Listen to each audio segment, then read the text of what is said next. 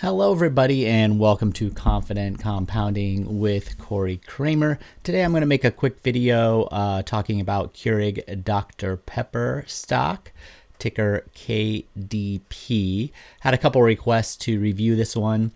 I did cover it a couple months ago, or at least earlier this summer, where I did a time until payback analysis for it. So this is going to be more my thoughts on the recent acquisition announcement.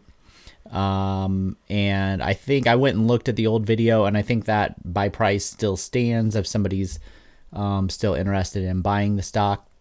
As always, this is not individual investing advice, just how I analyze stocks. So in the last video, I assumed that these guys could grow earnings at 6% long term.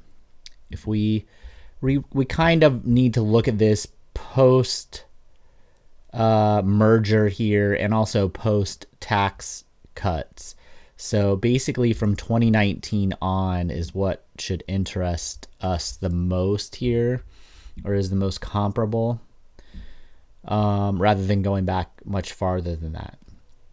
So when we do that, like I said, my earnings growth rate is estimates about 6% for these guys once you take into account like buybacks and things like that. So even though it says 10% on the fast graph, after I made some adjustments, and when you look at what they're doing lately, we have 5%, 7%, 7%, 6%, and then analysts are thinking 7% for the next couple of years. So maybe I'm slightly under what analysts think, but for the most part, I'm not assuming anything too pessimistic, I don't think. So they announced a couple days ago that they were going to buy, I have to remember, I think it's JDE Peet or something like that. Let me pull it up here. JDE Peet, listed over in the Netherlands, I believe.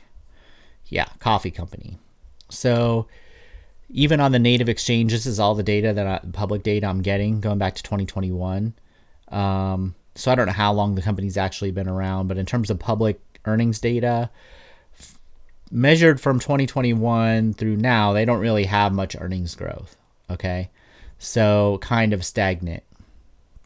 And you can see after the merger buyout announcement, the stock price jumped.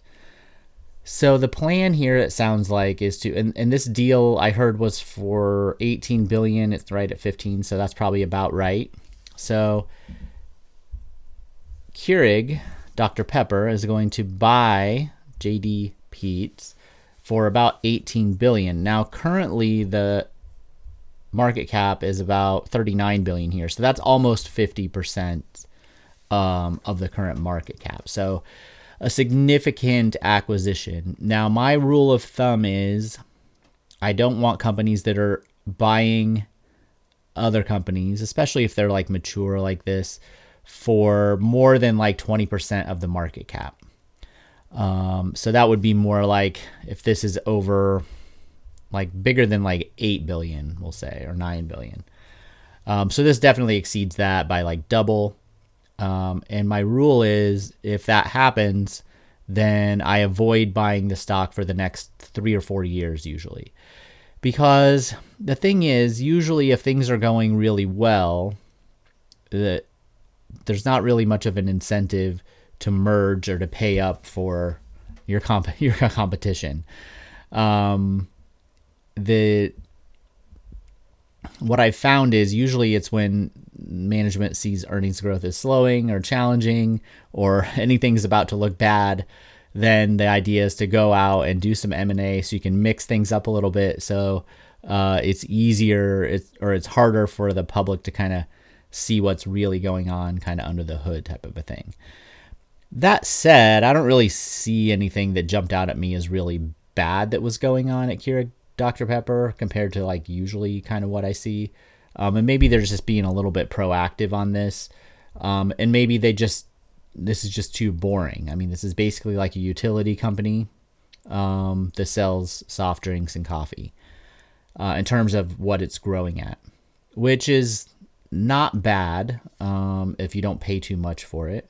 So now it's at a 14 PE. But they do have debt. If you include that, my buy price previously was about $19 a share. So we're not there yet. The stock's down about, we'll call it 25% off its high, and it's at a 52-week low. But it still needs to fall a lot more before I would consider it like a really good value based on future earnings growth. Assuming 6 to 7%. If you thought maybe they could grow 7% instead of 6, you're probably looking more like a low 20s buy price, like 21, 22. And we're not there yet. So I don't think it's a buy yet, even if I didn't have my M&A rule. So what it sounds like they're going to do is they're not just buying the coffee company. They're going to then split Keurig Dr Pepper into a soft drink company on one hand and a coffee company on the other. On its face, I mean, it seems pretty reasonable, and I can sort of see why they want to get this deal done first so that they can have kind of two distinct yet sizable businesses in their industry. They can go out and kind of do their own thing. Maybe it's even M&A with Dr. Pepper. Maybe they want to combine, maybe they want to sell out to a bigger soft drink company, or maybe they want to really double down on a bunch of smaller, like energy drink companies and things like that. So it could give them maybe more flexibility, focus in that regard. But I'm just not really into the M&A. It's not my ideal situation. And now, if this got like super cheap for no reason, if it got down under $20 a share, I might be willing to buy a little bit, depending on what else was going on in the portfolio. But it's not really like super cheap yet. This is kind of just the market. I don't know. It just doesn't like the whole M&A thing for maybe no reason. Like it doesn't seem like there's going to be that much to gain when it comes to actual earnings and earnings growth. It seems like there's going to need to be, although coffee could be in kind of a secular or a cyclical downturn, like a decline right now, that it comes out of. So I could maybe see a potential light at the end of that tunnel in a few years.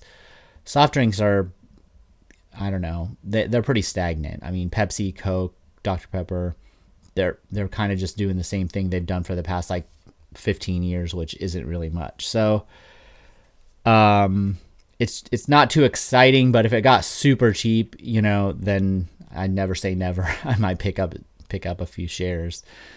But overall, I think you're on the soft drink side, you're probably going to have to see even more M&A for something like some growth to happen. Now there are fluky things. They have like the Ghost energy drinks. It sounds like I've never seen those yet, but I mean, if that takes off, then you could have a bigger impact on a smaller business if it's, there's definitely ways it could work out, and maybe they have a plan. They probably do, I think, of the next step beyond 2026 once these deals get done. So yeah, I'm not too negative on it. What would I do if I owned it? I mean, I might keep holding at this point. I don't know. It's hard for me to think about it. Keep holding and see what happens. If there's still a good market for, like new companies, maybe the spinoff, I guess it would be a spinoff. Yeah. The split. We've seen those work in the past. So, in this environment, so maybe they could get more excitement on one side or the other as possible. But it's just really hard to know. It's not really my specialty either. So for me, would hold off. It wasn't too exciting to begin with unless it got really cheap. Now I think it's probably less exciting, but if it got cheap, I might be tempted. So those are my up-to-date thoughts on Keurig Dr Pepper. If you want to see the valuation video, just search my channel for it, and it's there if you want. That's all valuation stuff rather than just me talking about M&A. But normally businesses don't do this if things are just going fantastic, right?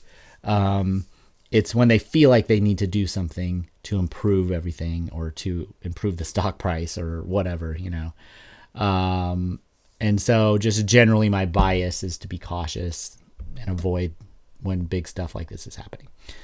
All right. Hopefully you found that a little bit useful or insightful or whatever.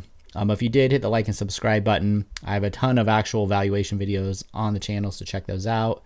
I also have a free tier over on Patreon. And those links will be down in the description. All right. Thanks for watching, everybody. Later.